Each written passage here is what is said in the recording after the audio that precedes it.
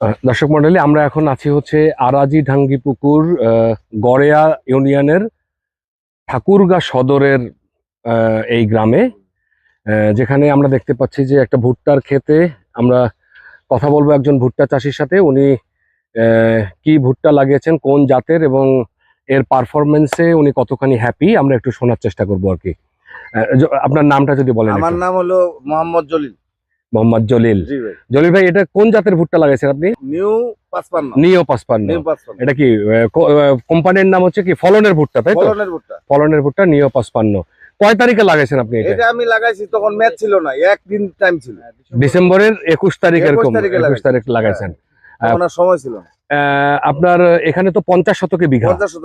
50 শতকে বিঘায় আপনি কত মন আশা করতেছেন? আমি মনে করেন যে 100 পার হবে। আমার এটা 100 পার হবে।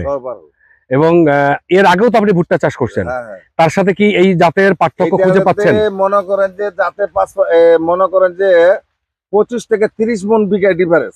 25 থেকে 30 মন বিঘায় ডিফারেন্স। তাহলে এই জাত ওইটা হতো আপনার 70 মন, হ্যাঁ, আর এটা হচ্ছে 100 পার। তার মানে এই জাতটাকে বাংলাদেশে সব কৃষকরে করার পরামর্শ আপনি দেন? মানে এই অত্র এলাকায় সবাই বীজ নিবে। এবার অত্র এলাকায় সবাই বীজ নিবে আমার কাছ থেকে। আলহামদুলিল্লাহ, আলহামদুলিল্লাহ, সবাই বীজ নিবে। আর আমিও তো মনে করেন যে সমস্ত আমি এবার আপনাদের এই ভুট্টাটা লাগাইছি এবার 5 বিঘা। আগামীতে আমি এটা 20 বিঘা মাটি লাগাই।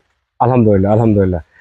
তো দর্শক মন্ডলী, আমরা জলিল ভাইয়ের এখানে শুনলাম উনি আসলে ভুট্টা চাষ করে কতখানি খুশি হয়েছেন, কতখানি ফলন বৃদ্ধি পাচ্ছেন। আমরা চাই বাংলাদেশের যতটুকু জমিতে চাষ হয় ভালো জাত দিয়ে আসলে ফলনটাকে বাড়াতে হবে, ফলনটাকে বাড়াতে হবে। আমাদের খুব এটা ফলন ভালো হয়েছে। দিন দিন যেহেতু জমি কমছে, তার মানে হচ্ছে আমাদেরকে ফলন বাড়ানোর দিকে যেতে হবে, ভালো জাতের ভুট্টা চাষ করতে হবে।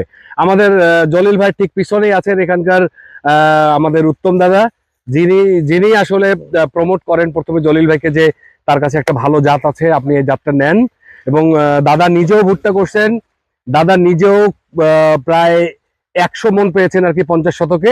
এখন দুইজনের ফাইট হচ্ছে কে বেশি, কে জিতবেন আর কি। তো আমরা আশা করছি যে এই গ্রামে যারা নিও 55 ফলনের ভুট্টা ব্যবহার করেছেন তারা সবাই পর্যাপ্ত পরিমাণ, গত বছরের তুলনায় প্রায় 25 থেকে 30% বেশি ফলন বেশি পেয়েছেন এবং 30 থেকে 35 মন বৃদ্ধি পাইছে। তো আমরা চাইবো যে যারা এই কোম্পানিতে আছেন তারা যেন সঠিক সময়ে সঠিক বীজ ফার্মারদের, কৃষকদের হাতে তুলে দেন এবং তারা যেন লাভবান হন। আসসালামু আলাইকুম, সবাইকে ধন্যবাদ।